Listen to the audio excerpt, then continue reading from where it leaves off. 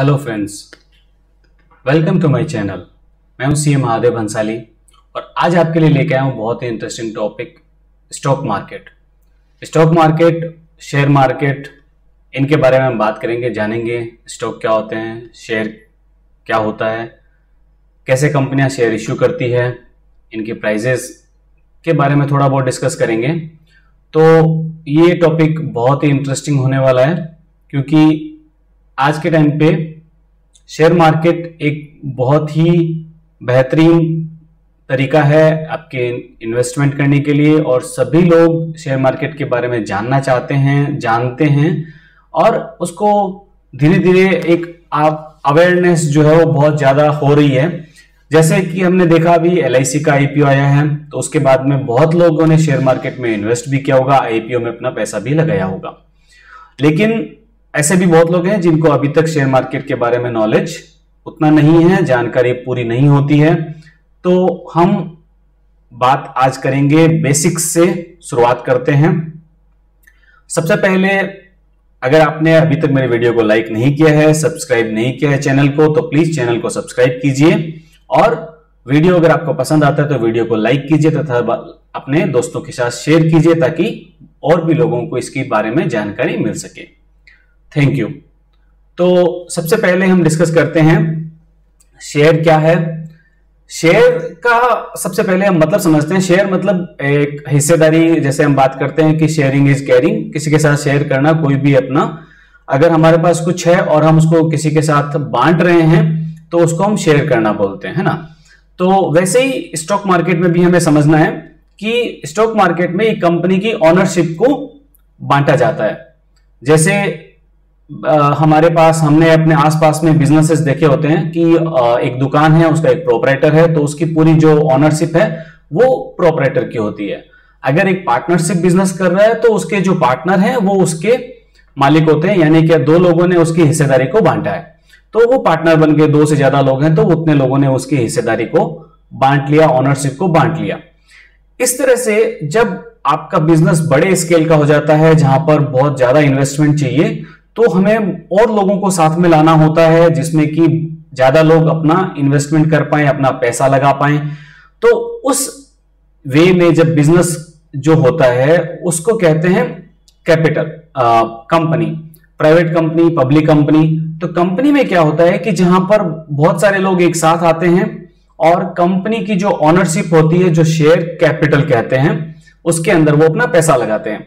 Share capital में share होते हैं, एक नॉमिनल वैल्यू होती है उसकी, जो 1 रुपए हो सकती है, 10 रुपए हो सकती है, 100 रुपए हो सकती है, और उसको कई मल्टीपल शेयर्स में डिवाइड किया जाता है। जैसे अगर किसी कंपनी का वैल्यू है 30 लाख रुपए और उसने अपने 10 रुपए के शेयर में 3 लाख शेयर में अपनी शेयर कैपिटल को डिवाइड किया है, तो इस तरह से उसकी शेयर कैपिटल डिसाइड हो जाती है 3 लाख शेयर।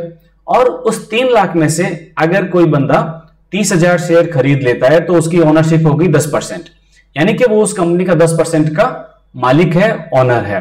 तो इस तरह से हमें एक शेयर को समझना चाहिए। शेयर यानी कि जो हिस्सेदारी है उसको समझना है।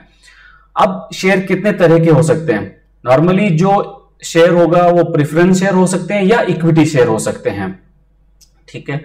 तो प्रेफरेंस शेयर को पहले हम देख लेते हैं, इक्विटी शेयर को बाद में हम डिटेल से थोड़ा समझते हैं। प्रेफरेंस शेयर ऐसा शेयर है जहां पर एक प्रेफरेंशियल राइट रहता है उनके होल्डर को, जो प्रेफरेंस शेयर होल्ड कर रहा है, यानी कि उसको जब अगर डिविडेंड मिलेगा उसको प्रेफरेंस मिलेगी, उसको एक फिक्स्ड रेट पे डिविडेंड मिल जाता है। और अगर उस कंपनी का वाइंड अप होता है या कभी भी कंपनी को बंद करना पड़ेगा तो कैपिटल जब उसको मिलेगी तो प्रेफरेंस शेयर को प्रेफरेंस मिलेगी और उसको पहले मिलेगा। लेकिन प्रेफरेंस शेयर वालों को वोटिंग राइट नहीं मिलता है। और इक्विटी, अब जो सेकंड टाइप ऑफ शेयर है वो है इक्विटी शेयर। इक्विटी शेयर में क्या होगा, वही इसके उल्टा कि डिविडेंड जो है हमारा वो फिक्स नहीं है। हमें जब कंपनी ज्यादा प्रॉफिट कमाएगी तो ज्यादा डिविडेंड मिलेगा, कम प्रॉफिट कमाएगी तो कम डिविडेंड मिलेगा। रिडीमेबल नहीं होता है ये शेयर, ये लाइफ टाइम कंपनी जब तक रहेगी तब तक ये शेयर रहेंगे।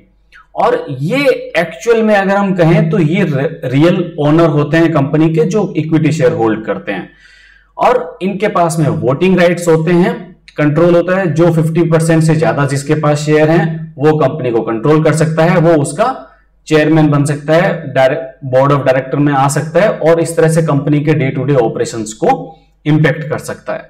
तो ये एक बेसिकली डिफरेंस है इक्विटी शेयर और प्रेफरेंस शेयर के अंदर। अब ये दोनों जो शेयर हैं, जो इक्विटी शेयर हैं, प्रेफरेंस शेयर हमने समझ लिया। अब इन सब दोनों शेयर को हम कहां देखते हैं, कहां मार्केट में डील कहां कर सकते हैं? तो हम मार्केट में जब हम खरीदना या बेचना जो होता है वो होता है स्टॉक मार्केट में, शेयर मार्केट में। शेयर मार्केट एक तरह से दो मार्केट होते हैं, हमें उसको पहले डिफरेंस समझना। एक होता है प्राइमरी स्टॉक मार्केट और एक होता है सेकेंडरी स्टॉक मार्केट।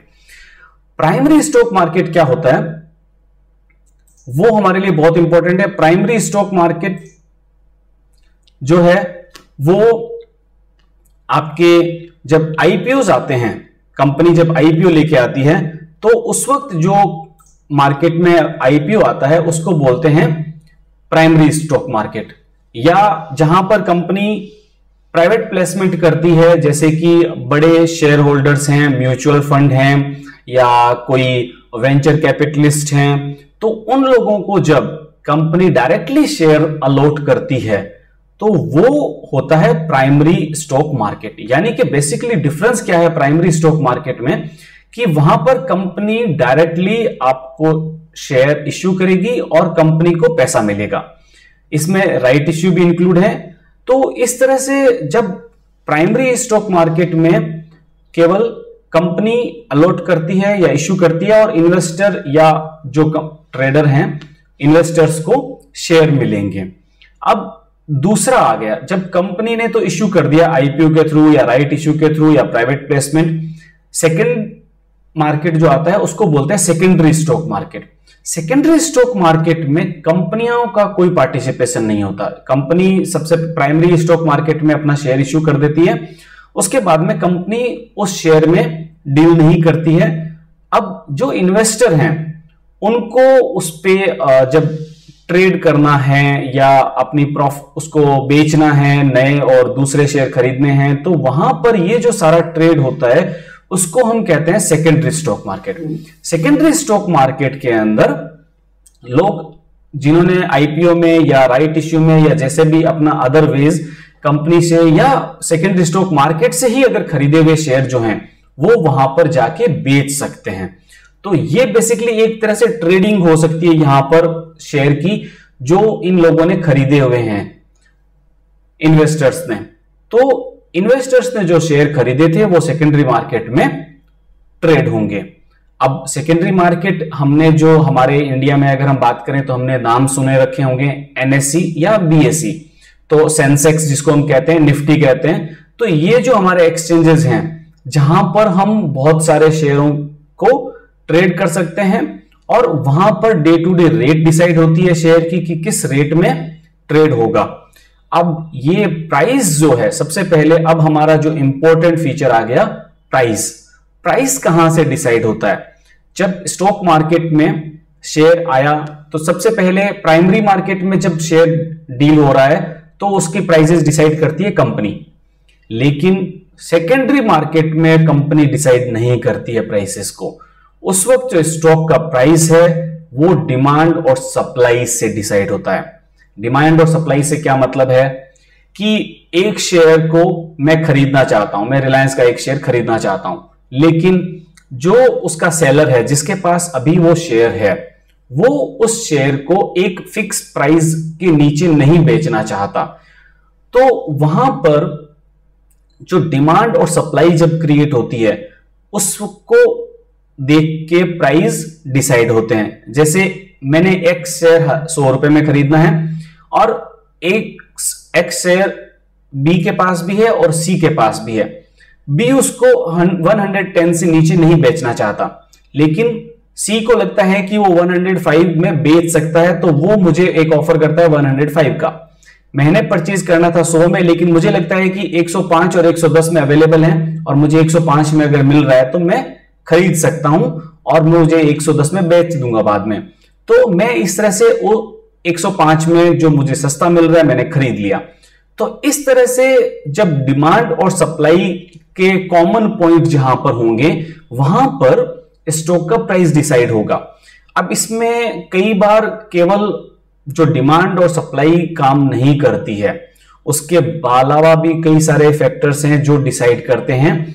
और वो फैक्टर हो सकते हैं हमारे, क्या क्या हो सकते हैं अगर हम देखें तो आपके सबसे पहले सेंटिमेंट्स एक बहुत ऐसी चीज है जो प्राइस को डिसाइड करती है। मार्केट में सेंटिमेंट्स और न्यूज ये सबसे बड़े फैक्टर होते हैं जो day to day up down जो प्राइसेस में लाते हैं, वो इसके वजह से आते हैं।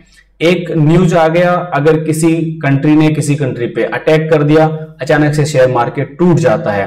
तो ये आपकी कंपनी का, जैसे हम ये दूसरे दो फैक्टर और हैं, फ्री कैश फ्लो और इंट्रिंसिक वैल्यू, लेकिन ये चीजें ज्यादा चेंज नहीं हो रही हैं, ये रोज की रोज चेंज नहीं हो रही है, लेकिन फिर भी प्राइस में सडनली फॉल भी आ सकता है या सडनली हाइक भी आता है।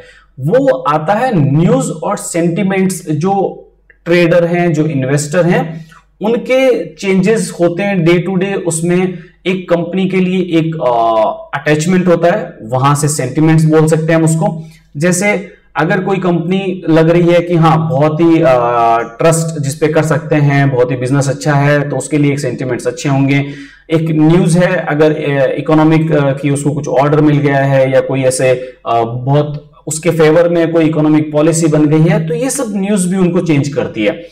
ये फैक्टर्स एक्चुअल नहीं होते, ये फैक्टर्स जो हैं वो रियल फैक्टर्स होते हैं, जहां पर फ्री कैश फ्लो यानी कि कंपनी के बैलेंस शीट में जो चीजें दिख रही है और उसकी इंट्रिंसिक वैल्यू जो आ रही है, तो ये चारों चीजें मिला के स्टॉक के प्राइस को इंपैक्ट करती हैं। उसमें सबसे ज्यादा जो डिमांड और सप्लाई इंपॉर्टेंट है, और उस डिमांड और सप्लाई को जो कंट्रोल करती हैं या जो चीजें इंपैक्ट करती हैं वो है न्यूज, सेंटिमेंट्स, इंट्रिंसिक वैल्यू और फ्री कैश फ्लो। तो इस तरह से स्टॉक के प्राइसेस डिसाइड होते हैं। तो होप आपको मेरा वीडियो समझ आया होगा, पसंद आया होगा। आप अभी basics of share market, stock और स्टॉक की प्राइसिंग को समझे होंगे थोड़ा बहुत। हम ऐसे ही इंटरेस्टिंग वीडियो शेयर मार्केट से रिलेटेड और बाकी अदर सेक्टर से एजुकेशनल वीडियोस आपके लिए लाते रहें। उसके लिए आप मेरे चैनल को सब्सक्राइब कीजिए और मेरे वीडियो को लाइक कीजिए। Thank you, bye.